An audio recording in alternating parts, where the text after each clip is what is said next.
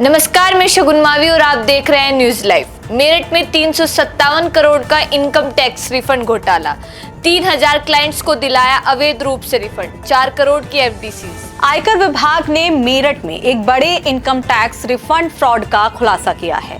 आरोप है कि नैन्सी अग्रवाल ने 357 करोड़ रुपए की फर्जी कर धोखाधड़ी की। वह माधवपुरम क्षेत्र के इंदिरा नगर स्थित अपने 35 वर्ग मीटर के घर से काम कर रही थी।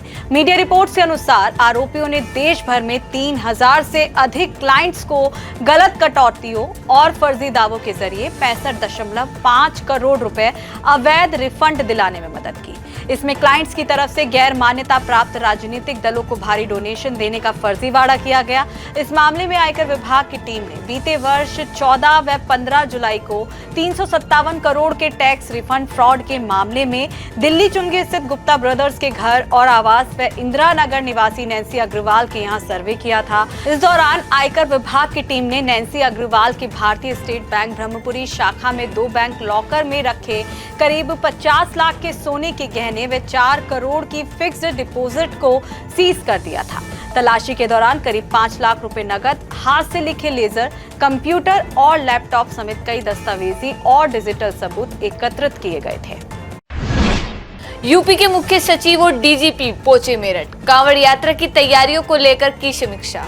उत्तर प्रदेश के मुख्य सचिव एसपी गोयल और डीजीपी राजीव कृष्ण मेरठ पहुंचे और अधिकारियों के साथ कांवड़ यात्रा की तैयारियों की समीक्षा की। मौसम खराब होने के चलते दोनों अधिकारी हिंडन एयरपोर्ट से सड़क मार्ग से मेरठ आए। बैठक में आगरा, मेरठ, बरेली, सहारनपुर, मुरादाबाद जोन के एडीजी, डीआईजी, रेलवे पुलिस के अधिकारी, विभिन्न जिलों के डीएम, एसएसपी और 3 पड़ोसी राज्यों दिल्ली, हरियाणा और उत्तराखंड के अधिकारी ऑनलाइन जुड़े। बैठक में पूरा फोकस कांवड़ यात्रा को सुरक्षित और सुगम रूप से बनाने पर रहा।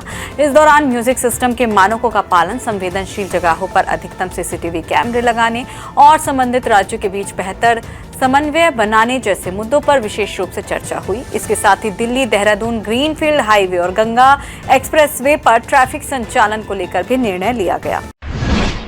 संसद के मानसून सत्र की हंगामेदार शुरुआत, पीएम मोदी बोले हर आवाज को सुने जाने का मिले मौका। संसद के मानसून सत्र की शुरुआत हंगामेदार रही। सत्र की शुरुआत में ही विपक्ष का हंगामा देखने को मिला, जिसके चलते लोकसभा और राज्यसभा की कार्यवाही स्थगित करनी पड़ी। लोकसभा में विपक्ष के सांसदों के विरोध के बीच स्पीकर ओम बिरला ने कहा कि सदन चलाने में सहयोग करें, लेकिन हंगामा जारी रहने पर कार्यवाही स्थगित करनी पड़ी। वहीं राज्यसभा की कार्यवाही शुरू होते ही मल्लिकार्जुन खड़गे ने नीट पेपर लीक का मुद्दा उठाया और इसके बाद जोरदार हंगामा शुरू हो गया। इसके बाद सदन की कार्यवाही को स्थगित करना पड़ा। वहीं संसद सत्र की शुरुआत से पहले प्रधानमंत्री नरेंद्र मोदी ने कहा कि इस सत्र में सरकार कई अहम बिल लाने वाली है। प्रधानमंत्री ने विपक्षी दलों से सकारात्मक रवैया अपनाने और सदन की कार्यवाही को सुचारू रूप से चलाने की अपील करते हुए कहा कि जहां तर्क तथ्य होते हैं वहां शोर शराबे की कोई जरूरत नहीं होती। उम्मीद है कि संसद में चर्चाएं तर्क और तथ्यों के आधार पर होगी। पीएम मोदी ने कहा कि हर आवाज को सुने जाने का मौका मिलना चाहिए। संसद की यही भूमिका है।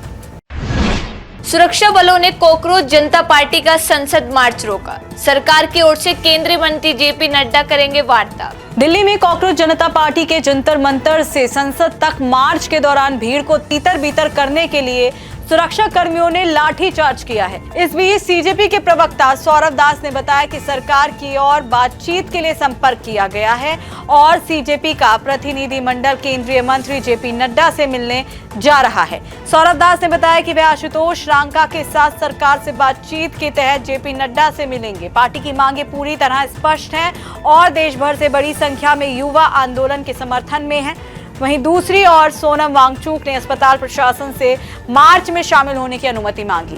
सोशल मीडिया प्लेटफॉर्म एक्स पर पोस्ट में सोनम वांगचुक ने कहा कि मेरी तबीयत अब बेहतर है और स्वास्थ्य संबंधी सभी पैरामीटर सामान्य है, इसीलिए मुझे कम से कम अस्थायी रूप से अस्पताल छोड़ने की अनुमति दी जाए।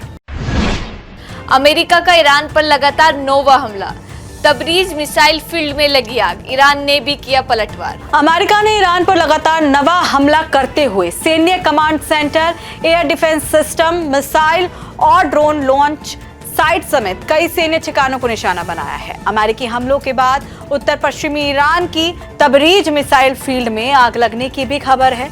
इस मिसाइल फील्ड का संचालन Islamic revolutionary guard corps aerospace force करती है। इसके साथ ही हमलों के चलते ईरान में बिजली संकट बढ़ गया है और राजधानी तेहरान समेत कई इलाकों में रोज कटौती हो रही है। इस बीच अमेरिकी सेंट्रल कमांड ने कहा कि उत्तरी इराक में बिना फटे ईरानी ड्रोन को नष्ट करने के दौरान एक अमेरिकी सैनिक की मौत हो गई और सैनिक घायल हो गया। इसके साथ ही युद्ध में मारे गए अमेरिकी सैनिकों की संख्या बढ़कर 17 हो गई। दूसरी ओर ईरानी सेना ने कहा कि उसने जॉर्डन, कुवैत, ओमान समेत कई देशों में मौजूद अमेरिकी सैन्य ठिकानों पर बड़े हमले किए हैं। कुवैत के बिजली उत्पादन और संयंत्र पर फिर हमला किया गया, जिससे कई बिजली उत्पादन इकाइयों में आग लग गई। घरेलू शेयर बाजार में बड़ी गिरावट, सेंसेक्स 650 अंक से ज्यादा टूटा, निफ्टी भी फिसला। सप्ताह के पहले कारोबारी दिन घरेलू शेयर बाजार की शुरुआत गिरावट के साथ हुई। इस दौरान बीएसई सेंसेक्स 650 अंक से ज्यादा टूट गया, जबकि एनएससी निफ्टी 24,200 के नीचे फिसल गया। शुरुआती कारोबार में लगभग सभी सेक्टर्स में बिकवाली देखने को मिली, जबकि सबसे ज्यादा दबाव बैंकिंग, आईटी और ऑटो शेयर्स पर नजर आया। दरअसल कुछ बड़े बैंकों के पहली तिमाही के नतीजे बाजार की उम्मीदों के अनुसार नहीं रहे, जिसके चलते निवेशकों ने बैंकिंग शेयर्स में मुनाफा वसूली की। इसका असर सेंसेक्स और निफ्टी दोनों पर पड़ा। वहीं ब्रेंट क्रूड की कीमत $90 प्रति बैरल के पार पहुंचने से निवेशकों की चिंता के साथ देश में महंगाई और बढ़ने का खतरा पैदा हो गया। सराफा बाजार में लौटी तेजी, सोने और चांदी के बड़े दाम। घरेलू सराफा बाजार में सोने और चांदी की कीमतों में एक बार फिर तेजी दर्ज की गई है।